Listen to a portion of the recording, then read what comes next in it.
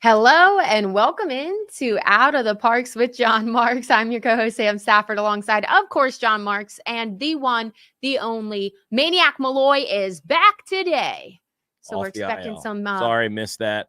I got to come back strong today with a big show. I really missed last week because I had this one bit I wanted to roll out.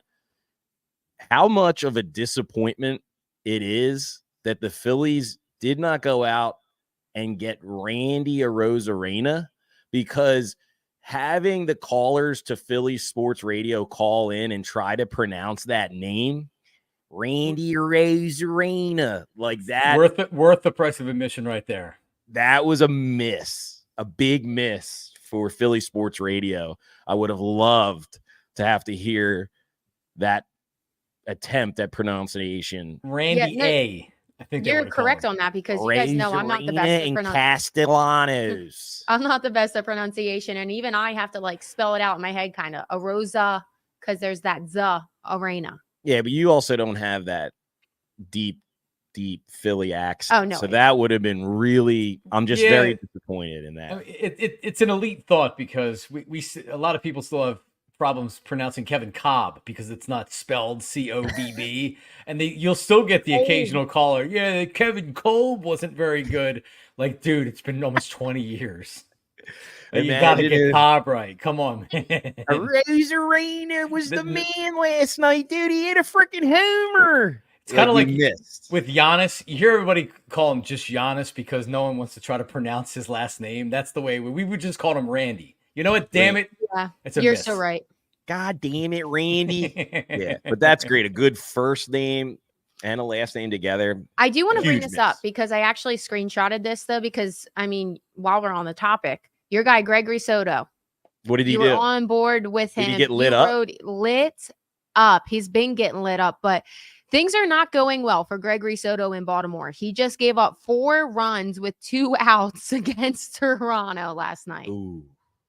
He now you can leave the take. Once he's traded, you can leave that take. The take is it's off. It's not your burden. The take's wound. But we didn't get to bring it up last week, so you just brought up what we missed last week. I'm just recapping.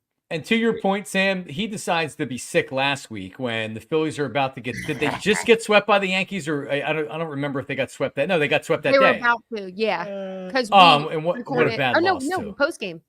We did post game. That's right. Oh, and it was a bad loss. It was a bad loss. Ugly. Yeah, we were all a little sick last good one week, to me. We worked through it. It was a good miss. Yeah, it was. Unlike the Randy Arozarena. Well, guys, so now that we're talking about it, last week was ugly. It didn't get much better the rest of the week until Sunday. Then we had a good game 3 in Seattle, gave us a little upside. We saw Zach Wheeler get back on to his high side, his ace mentality, which we haven't seen recently. You didn't like what you saw from the 8-0 shutout by Zach Wheeler? I mean, that doesn't make me forget about him getting absolutely lit up. Well, that's why I'm saying he's back. The time before that, go look at the game logs. If you remember correctly, it was a true ace performance where the Phillies were scuffling again, and he came out. So last 2 or 3 outings, he was the ace. He stopped the skid and he put up goose eggs for the Phillies. He got lit up by the Yankees. Man, like, the Phillies faced that team at the wrong time. That lineup was thumping it, and the Phillies are struggling. They're still struggling a little bit here. But it feels like, I mean, guys, have we gotten out of the bad stretch? That was a tough series against Seattle. Thank God they won the 3rd game on Sunday. But the bats at least woke up a little bit. Last night they were good again. Chris Sanchez was good again last night, which was a positive to see. I'm just trying to get home. I don't know about you guys. I'm just trying to get home without totally sticking your head in the toilet and just winning one game in Los Angeles. Sam, if you remember last week, I had said if you win 1 game from each series, then you're coming home 3-7. If you're able to get 2 in one of the series, you're coming home 4-6. And I would have been totally fine with 4-6. You have 2 wins. You have the Dodgers again tonight. I'm feeling okay right now. I'm not like, I was ready to throw up on that Sunday game against Seattle. I did not even want to tune in to the game. It felt so bad. So I'm feeling a little bit better today after last night's win. I just got to say, I know it's 1 game, but also he got lit up by the Orioles, if you don't remember from a few months ago. Well, yeah. Those are the two teams, like, if you make it to the World Series, like, the likelihood is you're probably going to face one of those two teams. But if you're playing a good team this time of year, he's been on a roll. We know that he was experiencing back tightness that they kind of hid from us, and then it came out of nowhere. So this is the time where you expect maybe even your ace to just have that downtime. Anybody on your team. That's why it's concerning, but it's also like, we're fine. It's August. So it's a little disheartening to see your ace get absolutely lit up by two of the potential World Series representatives. Yeah, but then he bounces right back against the Dodgers, who are the number one team in the NL, not record wise. The Mariners, you mean? The favorite. The Mariners on.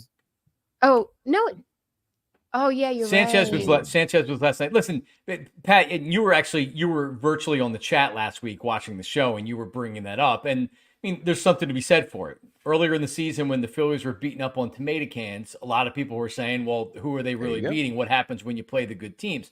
But then when you play the good teams and you beat them, then it makes you feel a little bit better about it, right? So, yeah, it'd be nice if Zach Wheeler mixed in one of these great ace performances against one of the elite teams in the league.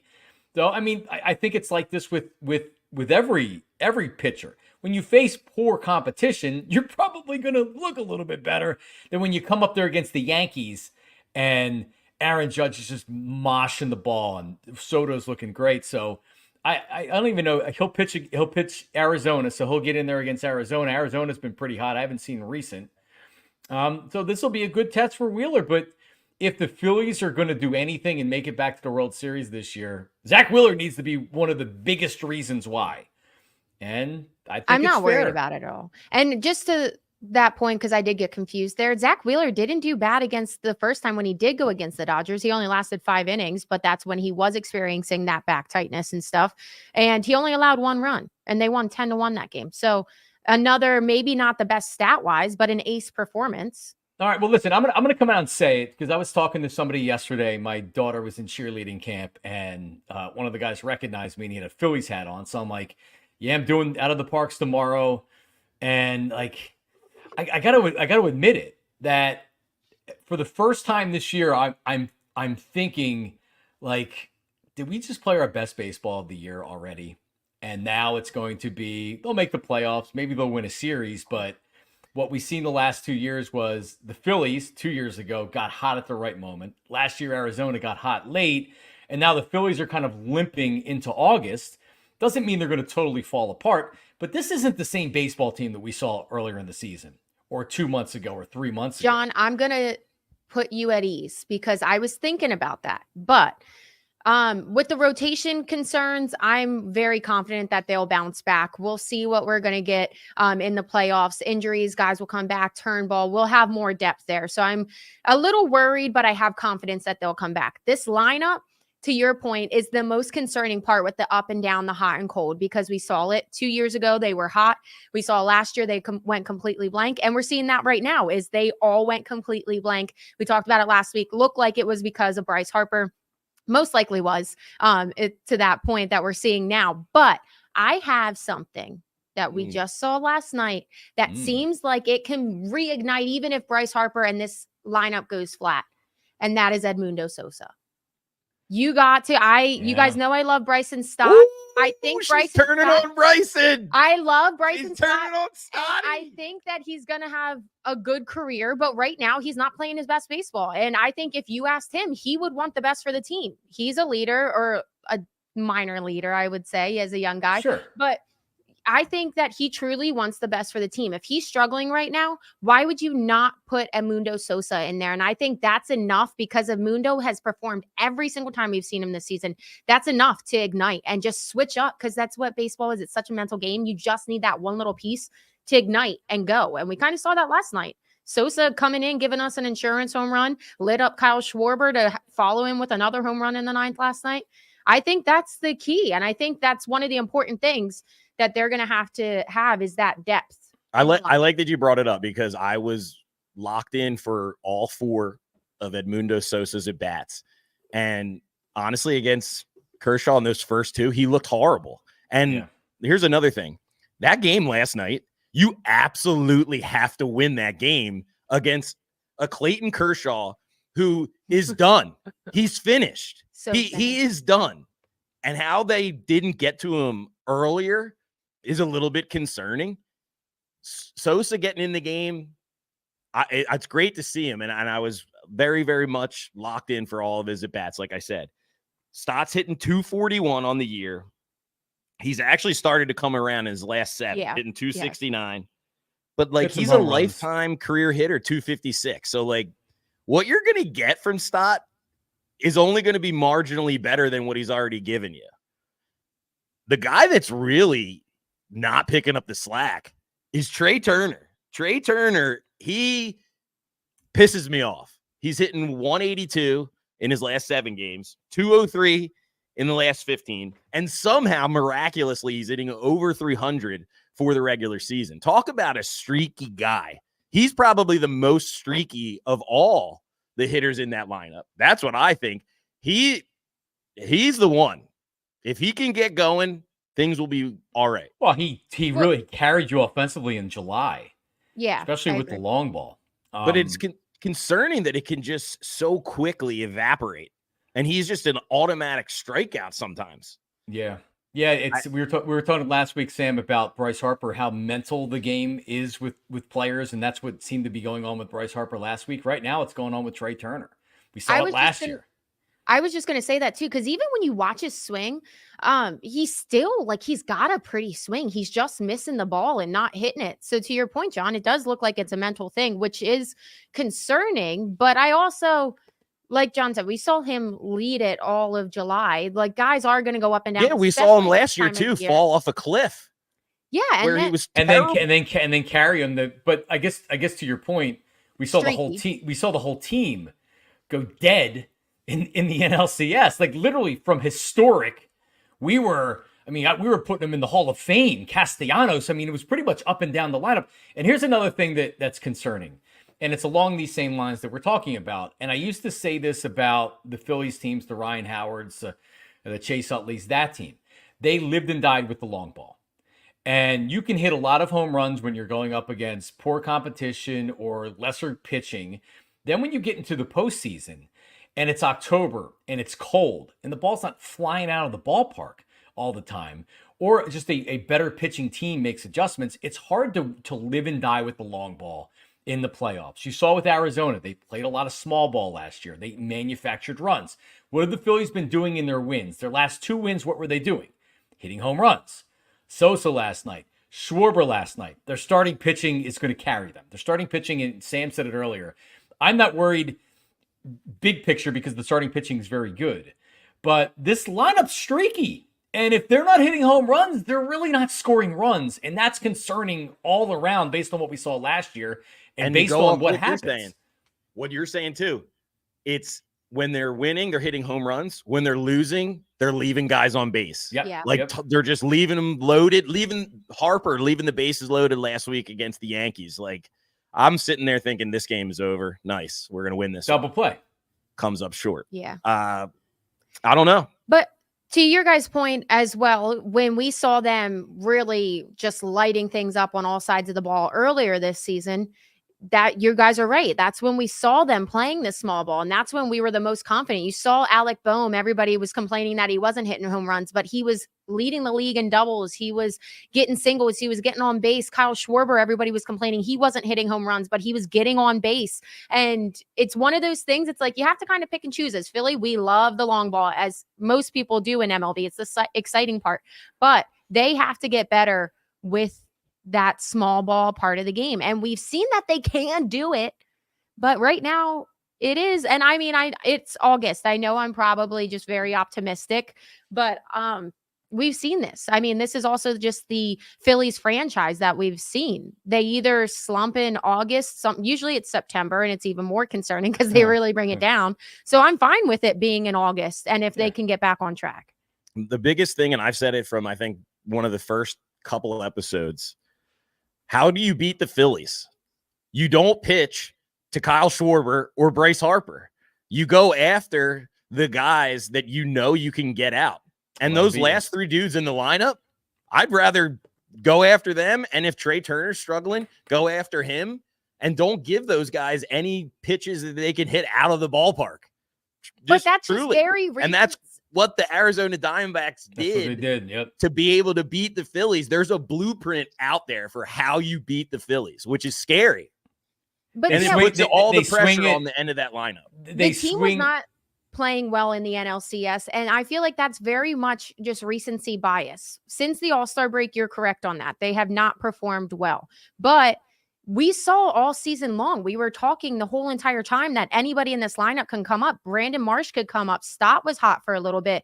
Boom, all those guys. So they're very capable of doing it. But the problem, again, is they just go cold at the same time. Yeah, and it feels like to me they're slow to make adjustments. That they swing at an incredible amount of first pitches in at bats, and that's when they're looking for fastballs or looking to drive fastballs, right? What team in their right mind would throw a fastball to Kyle Schwarber or Bryce Harper on a first pitch, right? Never. Pitch backwards. And I mean, unfortunately with Arizona, I mean, they didn't do it to start the series. They made an in-series adjustment, and the Phillies didn't adjust enough, and that was it. I mean, really, it went from being this team's going to the World Series and the season's over.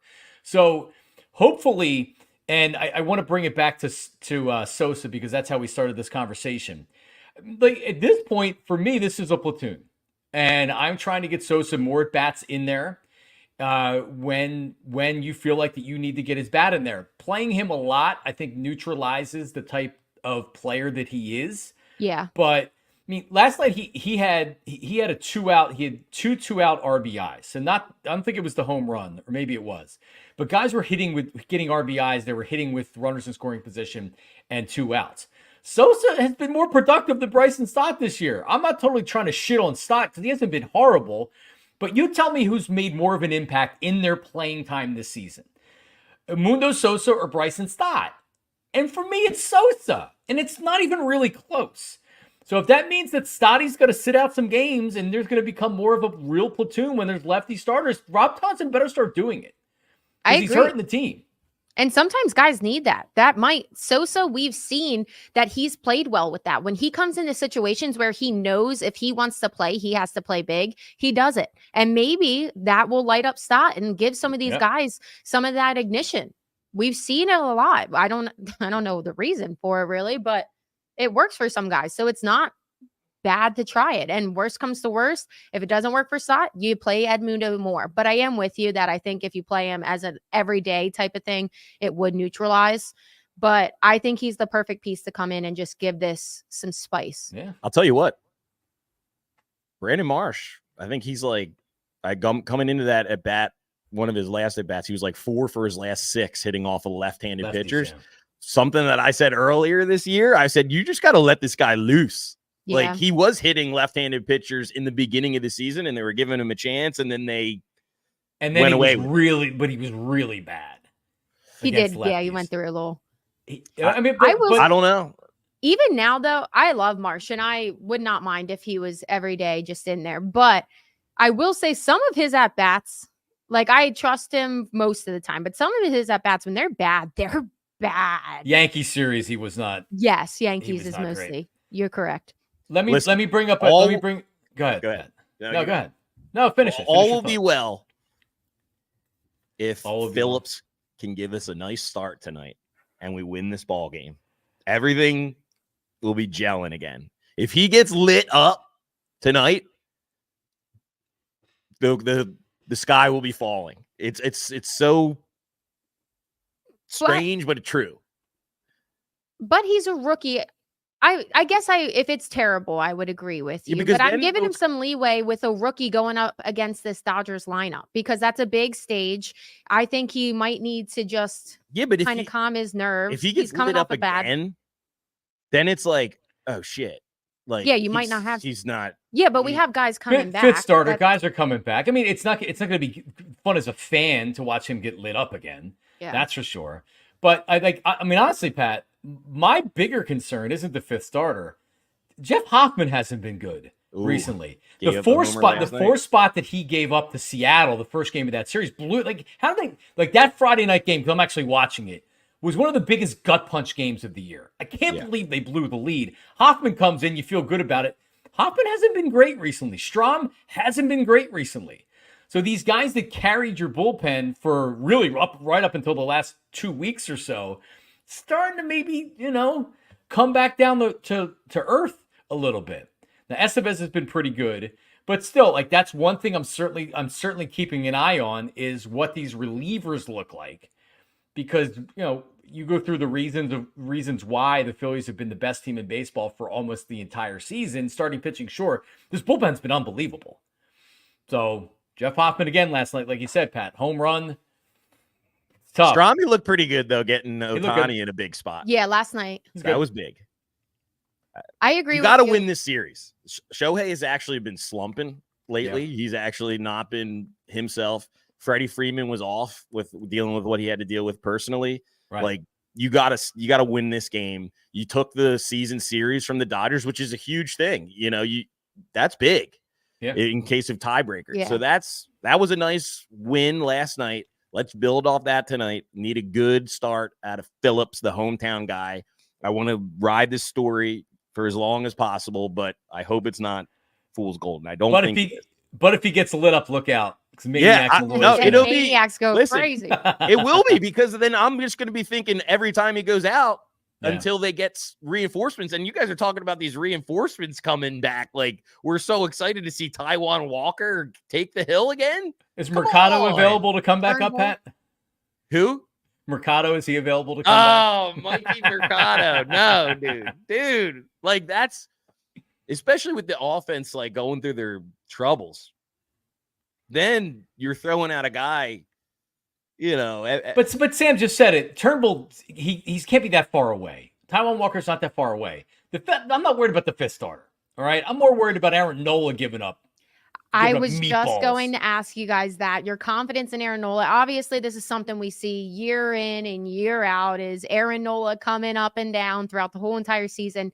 But it did look kind of concerning the other night when he let up 4 runs in just 1 inning. And that's all they needed to win, because the lineup, like, sometimes obviously the lineup, you have to score runs, but sometimes you do need your guys that are looked at as aces. And Aaron Nola's not the ace, but he is considered an ace.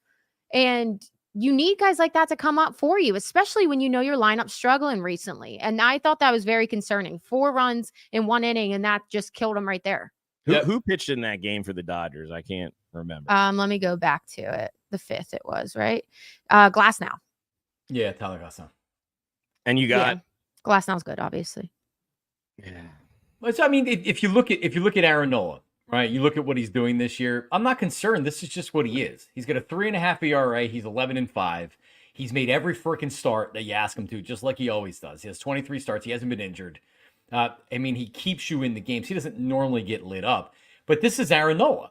This is why I was negative on Nola to start the season. It's not that I thought he was a bum or anything like that, but you just gave a long-term contract to a guy that is like, this is kind of his MO. He's going to pitch in the 3s, which is fine. It's great.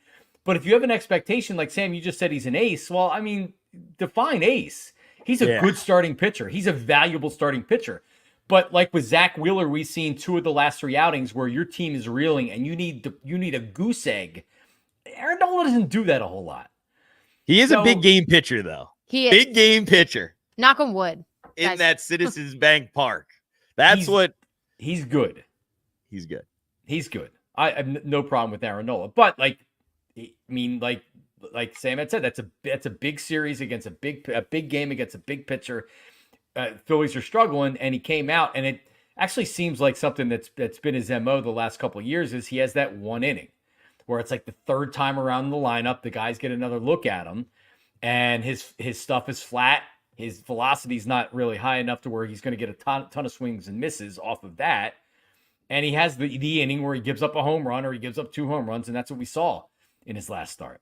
I will say, because I mentioned it a little earlier, normally we see this slump in September. And with what we're talking about Nola right now, it's true too. Normally we see Nola struggle in September, and it's always like, we're going into postseason. Like, what's he going to do? And he snaps right back. So maybe this team is, because they were so hot, maybe they are just slumping in late July, August instead of that September.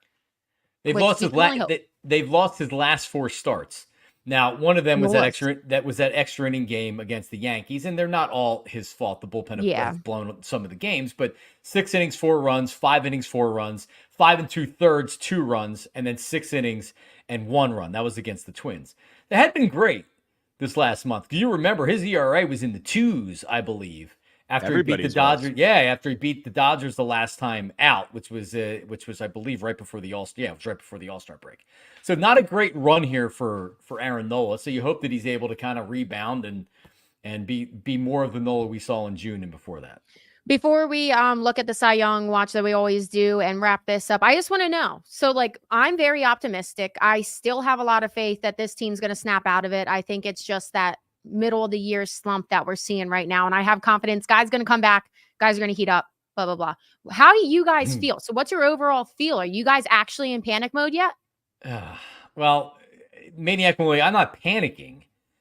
You'd never like to see your team play this kind of baseball over the course of almost since the All-Star break now. So we're going on. It has been ugly to watch. Yeah, it hasn't been fun, but I was prepared to put on my seatbelt and to ride this road trip out, knowing most likely you're going to lose more games that you're going to win. I wasn't everybody was saying, well, they're going to go on the West Coast and they're going to get their mojo back or whatever. I'm just trying to stay above water and stop the bleeding and get home and then try to regroup.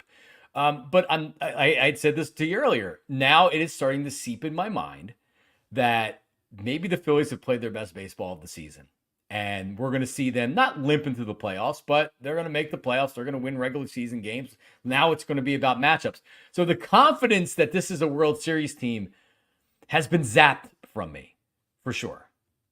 Zapped. Unfortunate. I'm not in panic mode. I am very leery.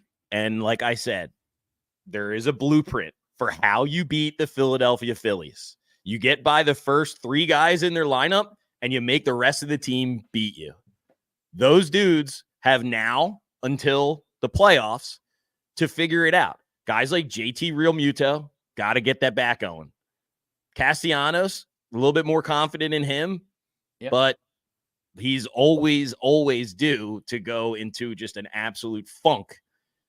Guys at the end of the lineup, Marsh, Stott, they got to step up because the pressure will be on come playoff time. And I'm looking at both of these lineups, the Dodgers and the Phillies. And you know that all roads go to a series versus the Dodgers. This lineup that the Dodgers have, they have a monster. Yeah. It's a monster. Yep. Yeah. We knew that. And they don't necessarily rely only on the home run, like you said earlier, John. That's going to be the difference. It's like if they can get hot and stay hot, and that's scary because that's like not possible in baseball for you to just expect it, right? Yeah, and you can't just turn it on magically. And I think the question should be asked and can be asked. How much confidence do you have in the manager pushing the right buttons with the lineup? I'm good with his bullpen decisions for the most part. I think he manages the staff well. But when guys are cold or guys need something, it just seems like that Topper doesn't have all the answers. And like Stubbs batting, what game was it where Stubbs was batting again in the 9th inning? And it's like, what are you doing? Monday. It was Monday. Yeah, it was Monday. It's like, what are you doing? Get him out of there. I'm tired of seeing Stubbs. I know he has to play. I know JT's coming off an injury or whatever, but like come on, man. Like, you gotta like I watched the games too much and I think, what is he doing? Like you gotta do something. You're just sitting there. You're not doing anything. To your point also, I mean, even with Stott, he's finally starting to get out of that funk, like we said. And now is when we're seeing the possibility of Edmundo Sosa coming in, really. So you're right on that. Maybe he's giving him too much of a leadway. And we've had this conversation before. I do want to hit on, because you had a good point there. JT has not been the JT that we normally see at the plate. Are you guys concerned about that? Or are you just big time coming back? Big time, because we've also seen him. He's been a big really piece. Been bad. We've seen him been clutch. We've seen him. In the past 3 seasons, he's expected to perform at the plate. He's an all-star catcher that makes a lot of money. You need more from him. He's an offense. And you just like last night I'm watching the game and I noticed that they must have just got, when did they get Kiermaier? They got Kiermaier trade deadline. Deadline. They got Kevin Biggio at the they got trade Flaherty, deadline. the Now, starting pitcher. They even have Jason Hayward off their bench, like, which is weird. The Dodgers are far, far, far deeper than the Phillies. So talk about pushing buttons and options and stuff.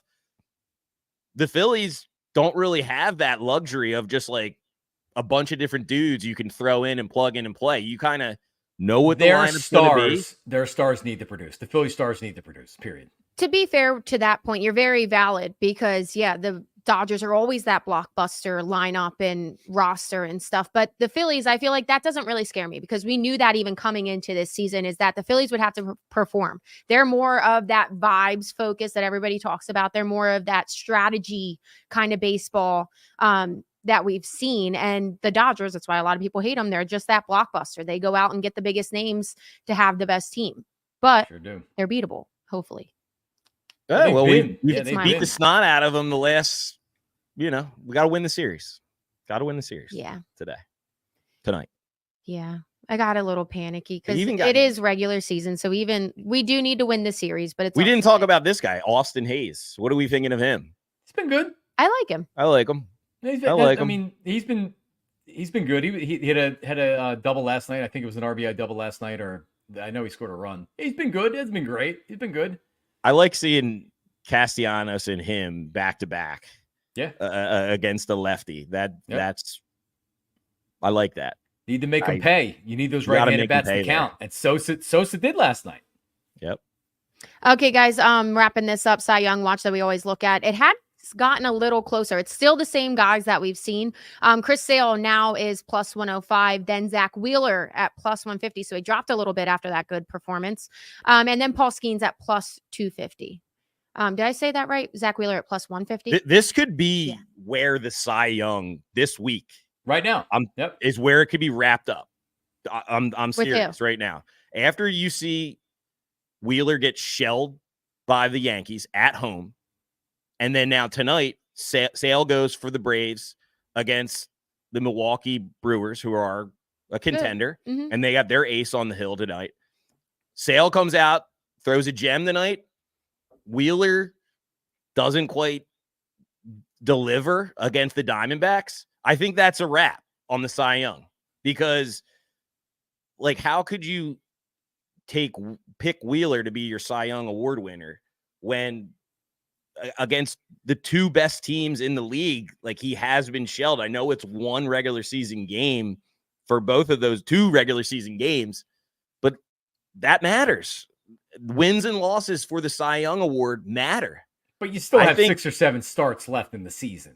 And to your point, Pat, I do understand what you're saying, but because of this Philly schedule, they have a lot of hard teams still to play. So even if that does happen, I think there's a lot of time for redemption because of the magnitude of the teams they have coming up still. The lead that Sale has in this will be very hard for him to cough up.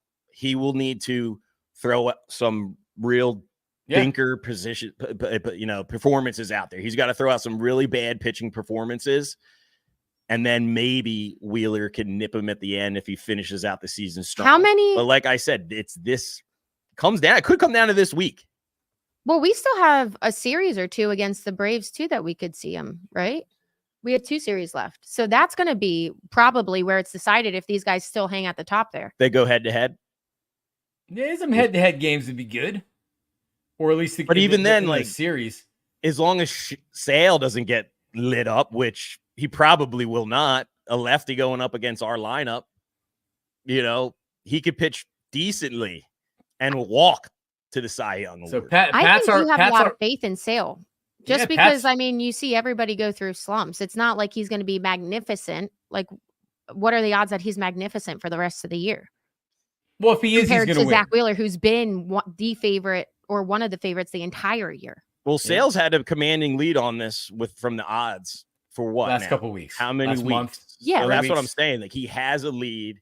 It's his to lose. Barely. When you look back, when Wheeler's faced the best competition in the major leagues, it's not like he gave him a chance to win. He gave him no chance to win. The ball's flying out of the ballpark. How can he win the Cy Young? He can't. I'm far from you on this conversation. I think I understand the magnitude of the teams. I'm down for it. We know his vote. We know who Pat's voting for in the Cy Young. And I'm going Wheeler 100%. All right. Chris Sale is known to get injured all the time, and he still has 2 months left of the regular season that you expect him to just make every start and perform in every start. I don't know the Braves schedule, but I don't see the reasoning in having more faith in him over Zach Wheeler. Zach Wheeler, what's the farthest? I told you I have more faith in him because Wheeler faces a good team. He's been lit up like a Christmas tree in the last 3 to 4 weeks max, where we've known that he's had back tightness and he's performed all year long, and you know that he's going to get tired and hit a slump. It's not a secret that he's going to have some kind of dip. He couldn't be the absolute favorite outright from the very beginning of the year. What's the farthest we saw him drop? Like plus 350 maybe in the beginning of the year.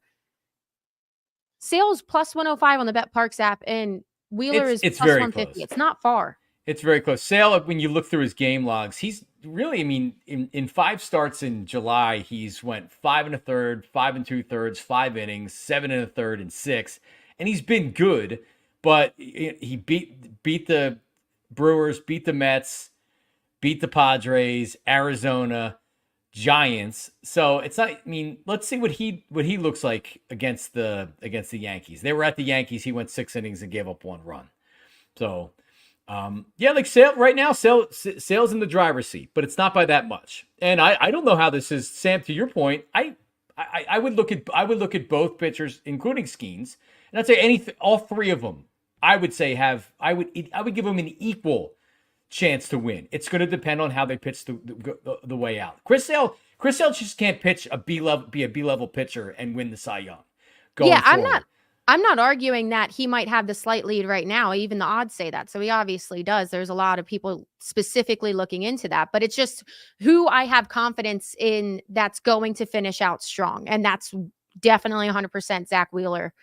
I have more confidence in. I disagree because I had confidence, got really excited for all these games where he's pitched against the Orioles. I'm like, man, this is going to be a great game. Can't wait to see him against the Yankees, and was just totally like befuddled because this is like our superhero guy. In July, after an outstanding first half. These games count towards the Cy Young. We're talking about the Cy Young. All right, let's give you Wheeler's game since Maniac Malloy's he's very upset that Wheeler has not done well against a good team. So home against Milwaukee, this is Zach Wheeler. Home against Milwaukee, 1 earned run over 7 innings. At Boston, 1 earned run over 7 innings. Boston is right there as a wild card team. Then he had the outing in Baltimore. 8 earned runs, gave up 4 home runs. That was an ugly one. Arizona, 7 innings, 2 hits, 1 run. Cubs, 2 earned runs. Dodgers, 1 earned run. Minnesota, goose egg. And Minnesota's a good team, right? Didn't they get the loss there? No, they won 3-0. They won the game? They won 3-0. So, and then you have the Yankees and the Orioles. Outside of that, he's pitched very well, and they're not all tomato cans that they're beating up on here. I'm not saying that he's not pitching well. I'm saying that Chris Sale is pitching better to this point. But do I have confidence that Chris Sale, who's been injured, but you're like banking on an injury. That's what you're saying. Yeah, because he's not sustainable. That's a thing. He's looking pretty damn sustainable right now. Yeah, halfway through the year. 13. Yeah, I think there should be a bet. You should have to. You should 100%. Have to just get a Chris Sale tattoo on your back, like I've Nick Foles. Well, Chris Sale tattoo. Sam's got to get a Chris Sale tattoo. When he wins the Cy Young. Shoulder blade to shoulder blade. Maybe we'll think on it, and next week we'll have what we're going. Well, actually, is that too long? Because what if like I said, it could be wrapped up this week. I don't think so. Not with the teams that the Phillies still have left. That would make no sense. If the Phillies went head to head against the Braves and Chris Sale and Zach Wheeler wins that, no, it's not decided. When do they play the Braves again? September, possibly? Like I hope it doesn't get buried because once the Eagle season starts, some of these series can get buried. Yeah. August 21st, 22nd. Oh, wait. So 20th to the 22nd. So the end of August. And that's at Atlanta. And and then they come here at like just a couple weeks later, the 29th, 30th, 31st. Labor Day weekend. So Tuesday, Wednesday, Thursday. So I mean, the best lead case, into one of the games. If it does come down to that, which could be, but like I said, Sale would have to pitch very bad in those games versus like to give up the lead. Like if he pitches well and the Phillies win a 2-0 game in the end of the game, I don't think it's going to really affect the Cy Young. My buddy is the Braves radio reporter down there, Kevin McAlpin. I'll see if we can't get you a baseball card and an autograph for you, Chris Sale. Yeah, let me get one. Autograph baseball card. Maniac. I know you like baseball cards. And I do. Chris Sale's I do. I just bought a Jalen Hurts rookie card. Gonna hold on to that one. Big year coming up. I'm going to put this out on social media too. Just who people have more confidence in. Well, I mean, all your followers are Philly followers, so they're going to obviously not take. Well, just make sure you mention that Maniac Malloy is not one of the people. Yeah, right. I'm not. Listen, he's got to show me something against a good team for me to get back on this. I'm not betting my hard-earned money on Zach Wheeler to win the Cy Young right now. That's the bottom line. And that's the bottom line. That's the bottom line, brother. Because he's looked really bad against two really good teams. Against good teams, he's looked and then almost bad. Pitched against the bad teams, he's looked good. I love the Eagles mentality that we have right now towards the Phillies. Yeah, I'm like, I feel my heart pumping a little bit. I'm getting a little heated here. It's training camp, baby. We're 40 minutes out and everything. We're 40 minutes in. We haven't talked about anything else, and this has been a good conversation. I know. It is actually really fun, but we do need to wrap up the baseball. We're going to cleanse the palate for a second. We do have Olympics. Before we get to the Eagles, I just want to ask this fun question because I saw it going around on social media to you guys. So if you could quit your jobs right now, even though you love it so much and we have a fantastic time and we have so much fun, if you could quit right now and train religiously for the next 4 years, what sport would you be going to the Olympics for? I'll go first. Thought about this. Thought about it. Handball. Handball would be my sport. It's one of the 5 Summer Olympic Games that the United States has never medaled in. Handball, first, Jackie. Handball. Interesting. And then I would get the bronze medal and celebrate like I just won the goddamn Super Bowl, like all these Olympians are doing over there in Paris when they get bronze. So they should, Mark said. I will say that I saw handball on the other day for the first time, and I was like, what in the heck is this? Because it's just so foreign to us. But knowing you and seeing you as an athlete, I feel like you would be very good at handball. I think I would be horrible because I'm only like 5'9". Oh, are they some tall? of these guys they're huge because if you notice the way they play the game, they have to like jump from that 3-point line and throw it. Now I have a cannon, leverage. So and that might be good. Oh, I'm shifty. But I love how they like foul each. I don't really quite understand the rules, so I would have to first 4 years back. Go through that. Yeah, 4 years. I'm sure I could get it down. But also, I'm a good recruiter. In a past life, I was a recruiter. So I think I could recruit some of the best athletes to really represent the United States and get this one down to 4 games that we've never medaled in. Give me 4 years, handball. I will bring back a medal. Done. I like it. Good answer. What about you, John? Mark's equestrian? See, I'd have to say no. I don't really like horses being on top of horses. I know we're at Parx Racing and it's fantastic, but I don't need to be on a horse. But I will say this, you probably both don't know this. I was involved at one time in the table tennis Olympic trials. No way. This was it would have been like 2006. Now, when I say I was involved in it, I was like the MC of the event. But, and it was in Philly. It was at Drexel. Anybody, all of us could have just come off the street and signed up and competed that day to make the Olympics in table tennis. Honest to God, it's like you would think that you would need to be like, think about it. If you're a gymnast or a swimmer, I literally could have rolled out of bed and signed up and tried to make the Olympic team as a table tennis player. So being that athletically, I would never make the Olympics in anything other than maybe something like this. You wouldn't have to really train all that hard except for playing table tennis a lot. So I'm going to say table tennis, and I wouldn't win.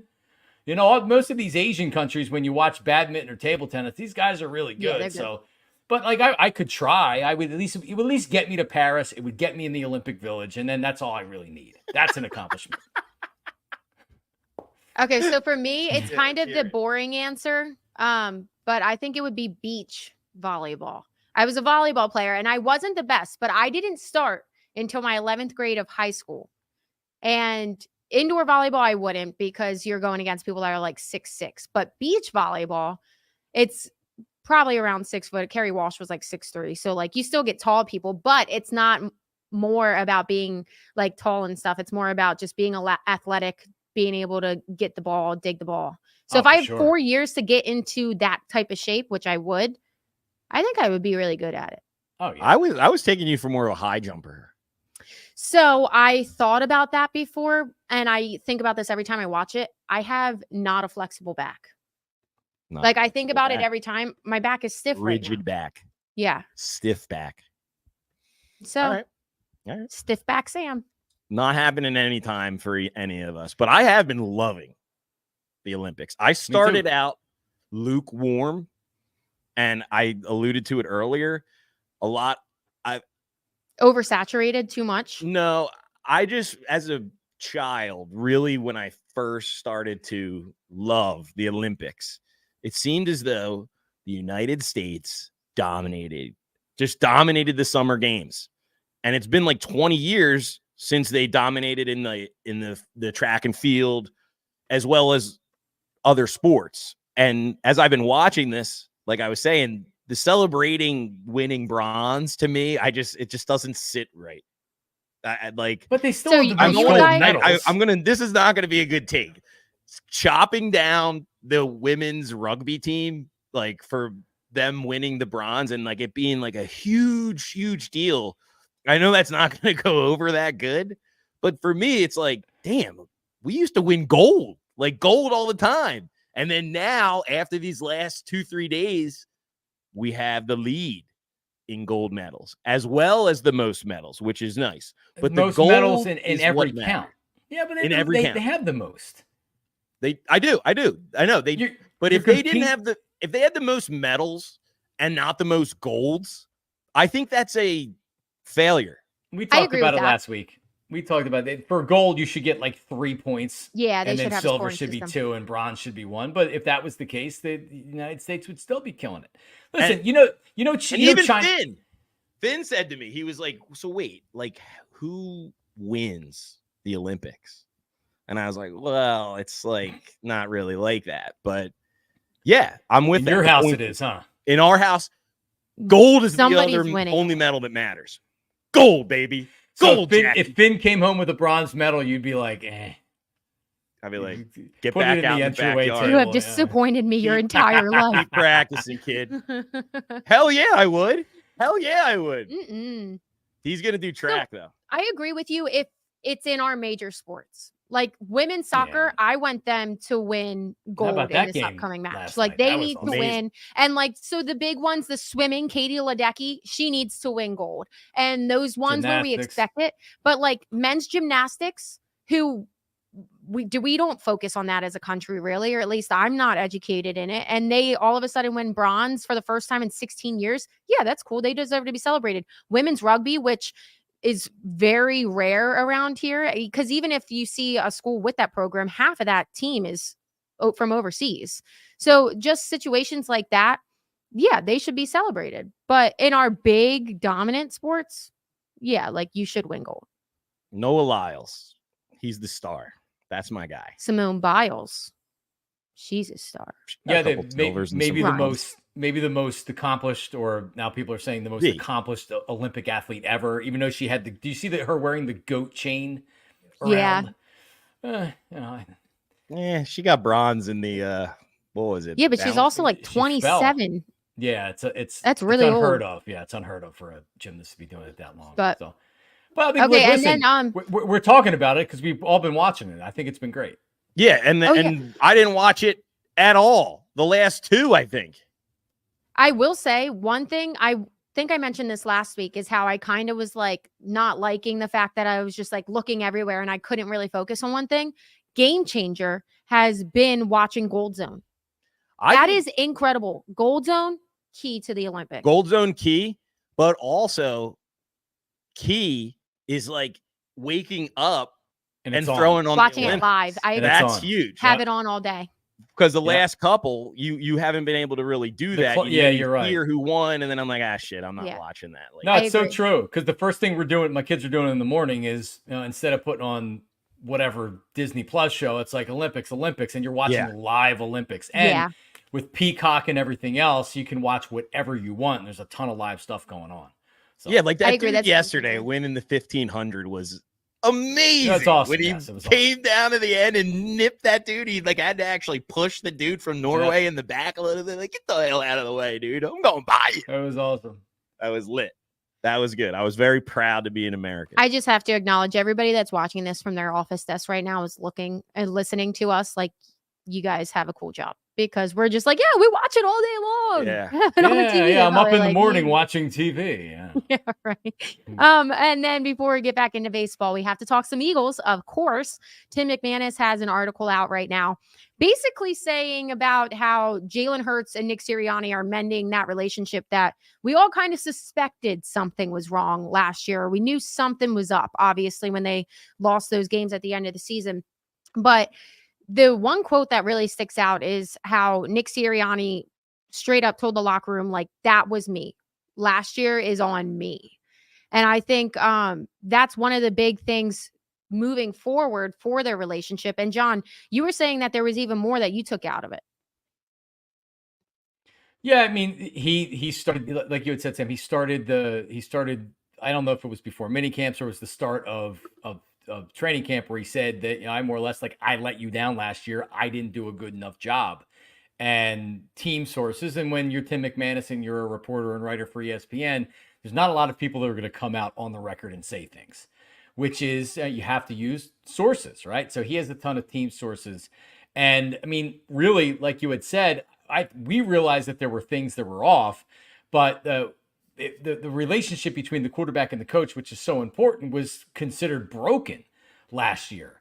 The divide was the offense, right? Like, Nick Sirianni was trying to make it his offense, and he was being very stubborn about what he wanted to do, and he wanted to do what he wanted to do. And Brian Johnson felt like that he was just calling the plays, but it was really nothing that he was doing with the offense. And I think if you looked at the offense last year, you can see why Jalen Hurts was frustrated and became not having confidence in the head coach.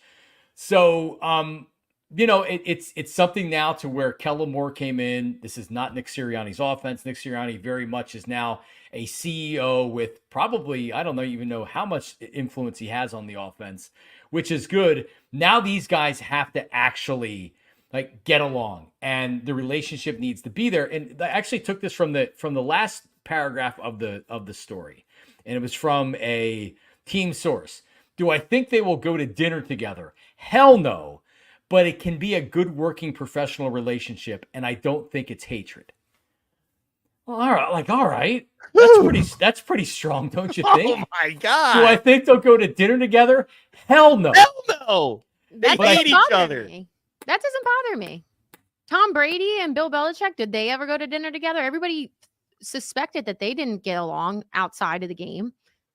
That doesn't bother me. I feel like that coach relationship, it clicks when it clicks. It's definitely better when you get along. Let's be honest. Which they're saying, they look like they are getting along now when you're seeing maybe they're trying. Yeah, well, here's where I'm going to go with it. What's going to happen the minute this team hits the first bout of adversity? That's going to be it. Because this is all honky-dory. Everything's great. 158 passes in a row. No interception. What happens when Sirianni has a colossal F up, which he will have? What happens when Hurts has a colossal F up, which he will have? And how do they respond from that? Because it's very easy for these wounds that have now kind of scabbed over to be reopened again, if you ask me. Last year, they needed to play in the Super Bowl in September or October. And you're coming off a loss in the Super Bowl. Your odds of getting back there are astronomically low. It's hard. It's extremely hard. And you have that Super Bowl hangover. The bar was set so high. And those guys were mostly the same unit. They all knew they just knew they weren't going to get past teams like the 49ers. They were going to struggle even possibly with the Cowboys. At 10-1, they were miserable. And even myself, I've been part of those teams. You know, sometimes those expectations are so high, it doesn't even matter. You leave the game knowing that they kept saying we left money on the table, left money on the table, all that stuff. Keep the main thing, they were trying to keep the main thing, but they couldn't. No. They weren't happy enough with just winning. Something's going on there, and that's going to be what it comes down to, is how now will they respond to the adversity when they face it. And in the NFL, you will face it. I think that I took that article as like a positive thing. I don't know. With Nick Sirianni kind of coming out and saying that it was his fault. He's taken a back seat with Kellen Moore. I think it makes sense when you think about it, because Brian Johnson many people were surprised that he got that job because they didn't feel that he was proven enough to be an offensive coordinator. So I think that Nick Sirianni probably had that in his head and questioned a lot of the things. He probably saw it as like his job to kind of check in on Brian Johnson. Whereas Kellen Moore, you don't have that.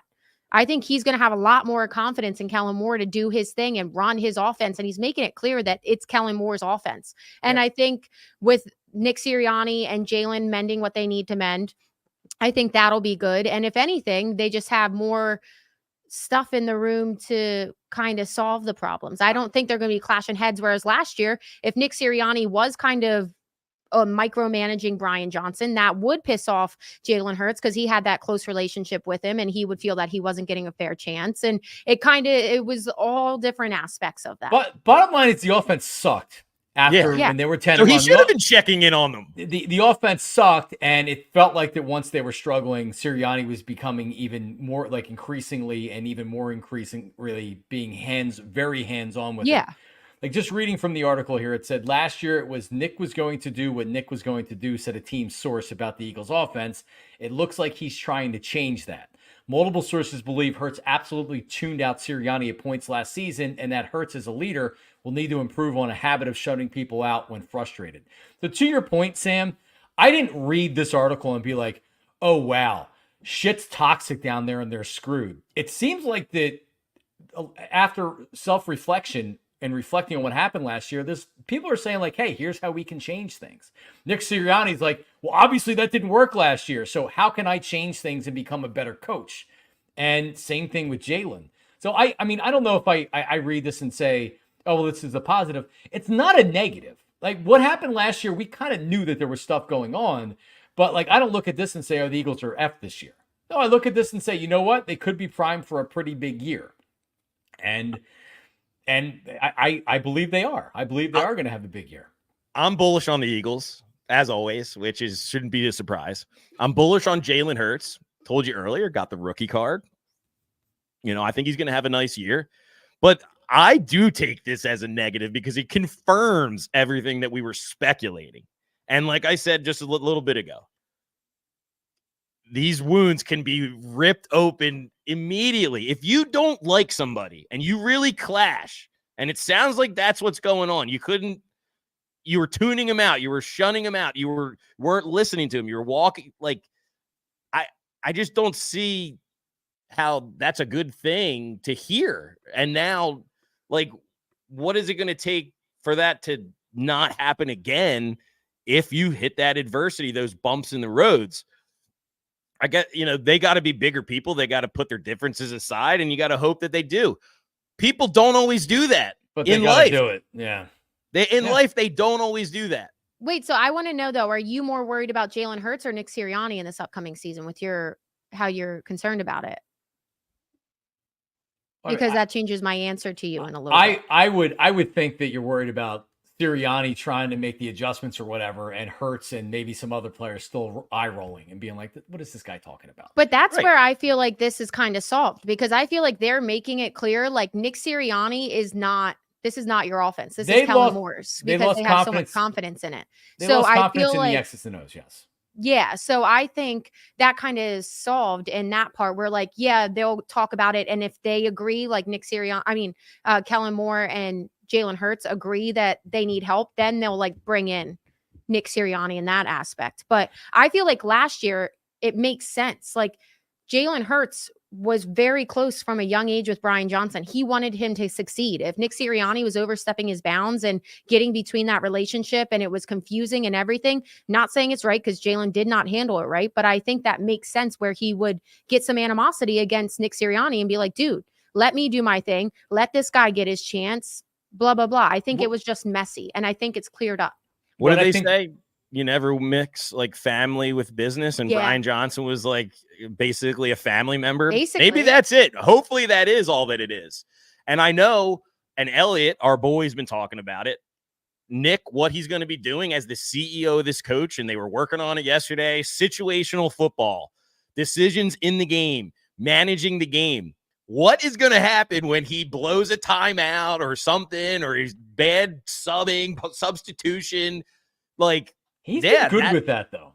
He is good with that. He's been good with that. And maybe you were right, Sam. Maybe that they have fixed it now, and the key element of that is Kellen Moore. And maybe we're good now. But it's definitely concerning to know for sure now that the coach and the quarterback are button heads and definitely went through it big time last year. And you don't forget about stuff. You don't forget about that stuff. Who knows what they were saying back and forth to one another, too. But now they're coming out and they're showing you that they're improving it. Like, you don't, that's one thing is like, you don't just like cast somebody out. They're saying that they're trying. They're like trying. I said, you're not going to really know until you face that adversity. Which is fair. Yeah, you're right. Like, so you're it's right. a concern. Do I think they will go to dinner together? Hell no. Yeah. That doesn't surprise me, though. I don't know. No, but even to say it and term it like that, like, so obviously they asked, like, well, okay, do you think their relationship is okay? Like, well, do I think they'll go to dinner together? Hell no. All right, so they're tolerating each other, is what it feels like they're doing, right? But it could also by be the way, like, do you think your quarterback's going to go to dinner with any head coach? And I feel like that's like a hell no. Who goes to dinner with their head coach? Justin Herbert and Harbaugh, they're going out. They're having crab legs. But it's I mean, it's a metaphor. It's not that they're actually going to dinner. It's just that, like, do I think they're going to dinner together? Absolutely, hell no. Yeah, so they're not friendly. Andy Reid and Pat Mahomes are going to dinner together. Right. You know, like, but like that's a different situation. Yeah. And one other thing, and Mark Feldman had brought this to our attention because Jalen Hurts is being asked about this at training camp today. There was another part of this article that talked about how Jalen Hurts, remember, towards the end of the season, they just started blitzing Jalen Hurts and blitzing Jalen Hurts and blitzing Jalen Hurts. In particular, Wink Martindale, then the defensive coordinator of the Giants, they blitzed him like 68% of the snaps or something. And the Eagles couldn't adjust to it. Jalen Hurts actually called Wink Martindale and asked him for pointers and was trying to get insights on what they did and what they were trying to do and what worked and everything else. I guess Jalen did confirm that today, that he did speak to Wink Martindale before the playoff. I'm just very naive because I heard that too, and I was just like, I don't see a problem with it. Like, why not try to get him to give you some pointers and tips? If he doesn't want to, understandable if Wink was like, hey, I'm an opposing rival. Like, no, I can't tell you. I think it's great that he did it. I can't believe Wink Martindale actually, because was he still employed with the Giants when he told It's not great that he did it. No. You can't be looking for answers outside of the building. That's the smart way to go. Why if not? somebody's willing to give you their secret, like, hey, how do you? That's like just proves that there's distrust. There's like, all right, I'm going to figure Agreed. this out. Did you see what the team looked like at that point? He's trying to do anything.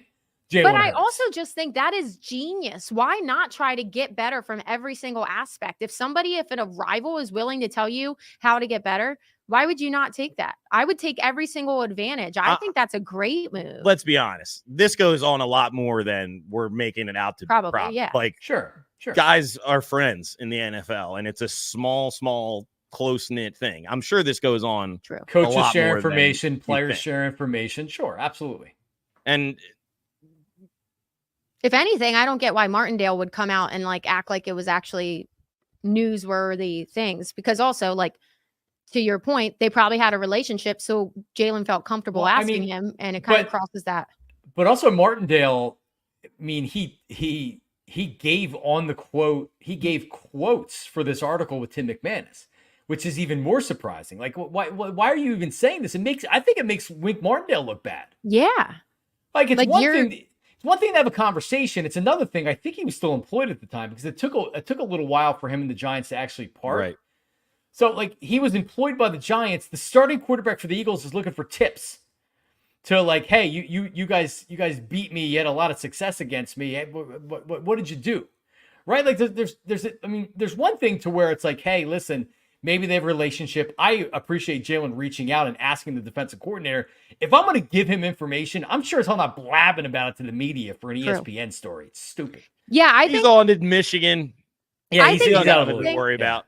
You look at this as an Eagles fan and you're like, oh, no big deal. Props to Jalen for trying to get better any way that he can. If I was a Giants fan, I'd be pissed, because I'd be like, are you telling them how he beat him? Are you an idiot? So I think they had a really tumultuous end there.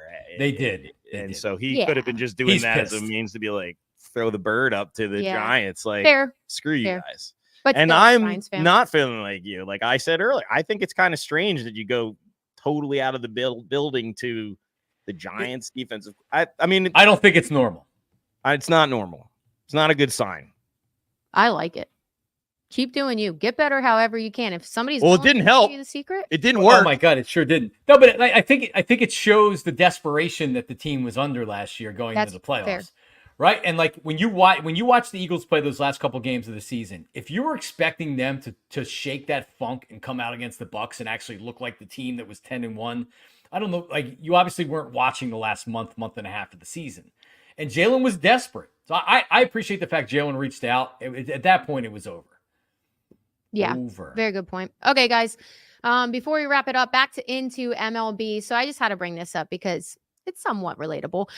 The White Sox. We think the Phillies have been struggling. The White Sox, absolutely terrible, man. So they just won their first game finally last night. Stopped their losing streak at 21 games. They almost came through for Philadelphia, though. Yeah. Yeah. The Phillies always seem to be, anytime there's a story about futility, the Phillies always seem to be very involved in that story when it's historic futility. They were hopefully they were going to hit that 23-24 game straight, because the Phillies, 1961 Phillies, hold that record for 23 straight losses. So I was hoping that the White Sox were going to get it, but they won last night to upset that. But they were getting trolled so hard. Who were they playing? The A's? They were playing warm-up music to 22 from Taylor Swift, because they were all their own fans going up to the guys, signing autographs before the game, asking them what's 10 plus 9, and have them say 19 when they lost 19 in a row. And sure, they appreciated that. The A's just mess it up from themselves. The fact that they even got cocky enough, they thought they could troll anybody. But I was really hoping that they were going to come through and take the Phillies off of that record list. The really crazy thing is, like, at one point in time in the last 2 to 3 years, they had guys like Tim Anderson represented they were like a playoff team almost, right? Yeah. I mean, Eloy Jimenez, that guy's been hurt so much, and but he was supposed to be a star for them. Luis Robert, who everybody wanted now for the Phillies, like, they had guys, and really they're just crazy fall off.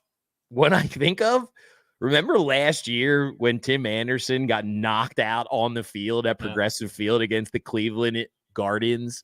Ever since then, I feel like the White Sox have just gone down the tubes. I don't know. That's an absolute disgrace. It would have been great if they would have been going for the record, and that whole situation on Saturday with it being a fireworks game after, that would have been really a black eye. That would have been funny. But yeah, they're bad. They're bad. I mean, 28 games. It's August, people. 60 games below 500. So last night's win to break this consecutive loss streak. Their last win was against the Brewers July 10th. It's amazing. Literally almost a month ago. It's amazing. And we think that we're struggling right now watching some bad baseball. Yeah, Poor you guy. know what? Man. If the Phillies don't win the World Series, they're finishing tied with the White Sox, in my opinion. I agree. So I agree. I was that's why watching we are the way we are. I was watching a video. Ozzie Guillen, the former manager, their former Yep. manager, he does the post game for NBC Sports Chicago out there. Him and Frank Thomas. It's actually a pretty good post game show. And Guillen was trying to get the job before they hired the guy that they currently hired. Right. And he's kind of doing a victory lap after, I forget, it was after 19 or 20 losses, where he was just kind of sitting there being like, "Oh, but I'm too stupid. Yeah. I'm too stupid, I guess, to get a job." So he was he seemed to at least be enjoying it. He was reveling in it. He certainly was, Maniac Boy. Jeez. Some tough baseball, but you love it. Okay, guys. So we mentioned it before, at the Arizona Diamondbacks this weekend. So John, who you taking for out of the Parx with John Marks? Well, listen, I've been on a little bit of a cold streak here, but Kyle Schwarber certainly has been heating up a little bit. So I like a little bit of Schwarber mixed in. And I think Trey Turner, probably, I'd heard maybe he's a viewer and listener of the show.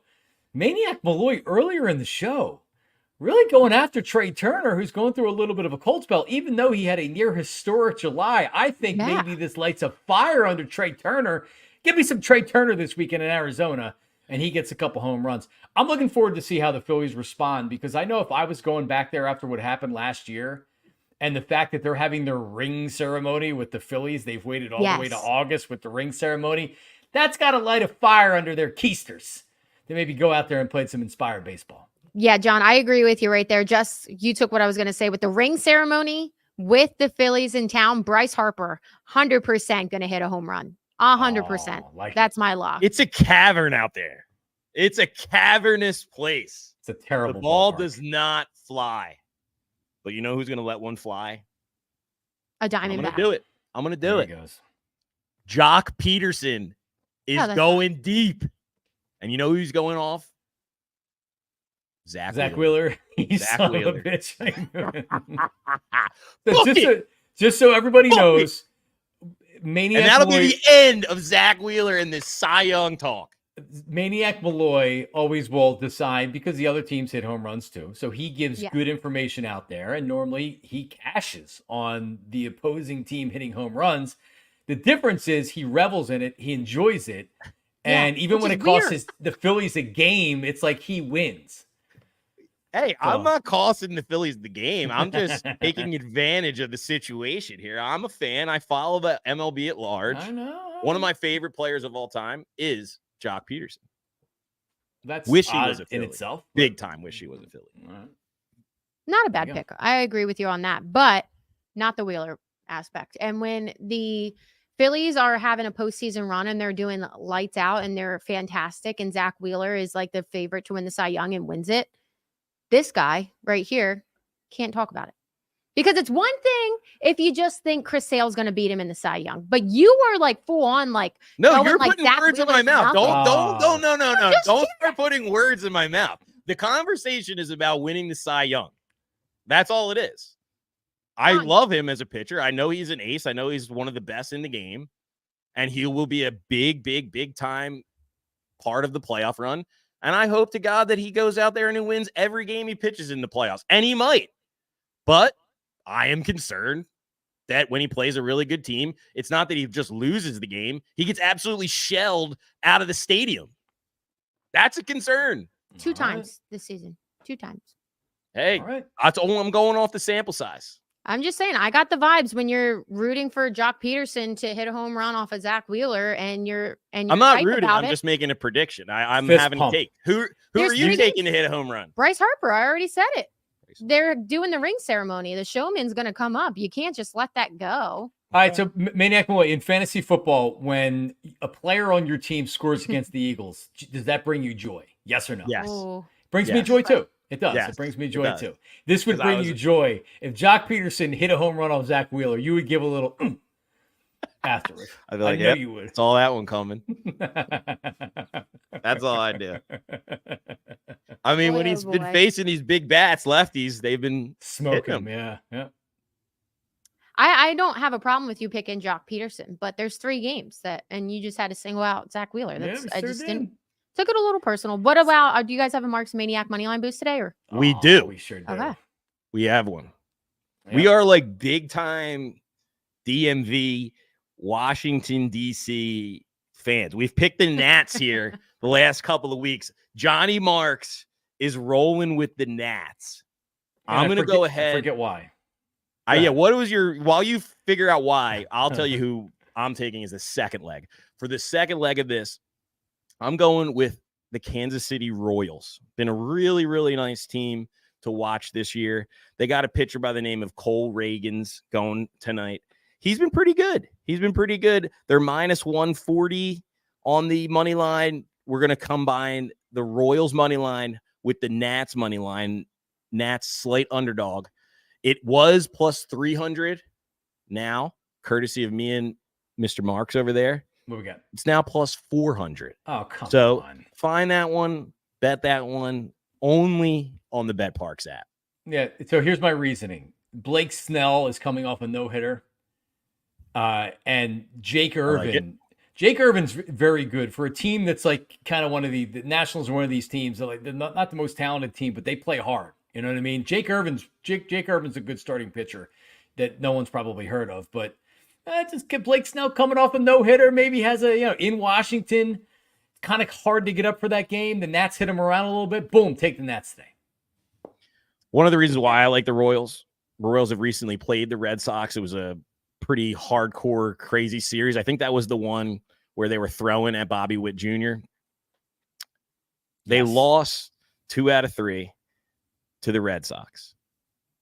They're coming into this game losing their last 2. These are 2 potential wild card teams. Cole Reagans has been a good starting pitcher for them. Let's back the Royals today as the slight favorites. Let's go KC Royals. That's it. Not much. And one more time, what was it? And what did it boost? Was plus 300, boosted to plus 400. Find it only on the Parx app.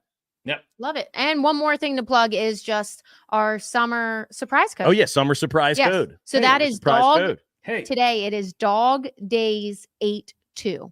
Dog DOG Days DAYS 82. You have until midnight tonight. Plug that one in. Get a nice little mystery casino bonus It's and casino. Spin your heart out. Yeah. So there Love you go. And just like that, we didn't do it today. Tell them what to do. Like and subscribe. We did in the beginning, but like and subscribe. Make sure you do that. If you watch this long, an hour and 17 minutes, you might as well like and subscribe. You probably have already liked this. I hope everybody was arguing along with us. Did. I'm interested to see who people are siding with, but let us know. And with that, follow us on social media at John Marks Media, at Bet Parx, at Sam Staff Official, at Maniac Malloy, boom, at M Feldman. Is that what you are, Mark? Yeah. Mark _ Feldman 99. Shout out. It just rolls That's off your tongue. Out of all of us. Rolls right off the tongue. There you go. He needs to change that thing to Feld Money 92 or something. Come on, Feldy. 92. Come on. I like it. Okay, guys. So that wraps it up. Just an hour and 17 minutes in, a quick one today. No, we had a fun conversation. So that wraps up episode number 19. And we'll be back next week with you. I don't know who they play next week when we're going. Marlins. Oh, so a little NL. Get to see Xavier Edwards up close and personal. There we go. So looking forward to talking to everybody again next Wednesday. See you. Go Birds.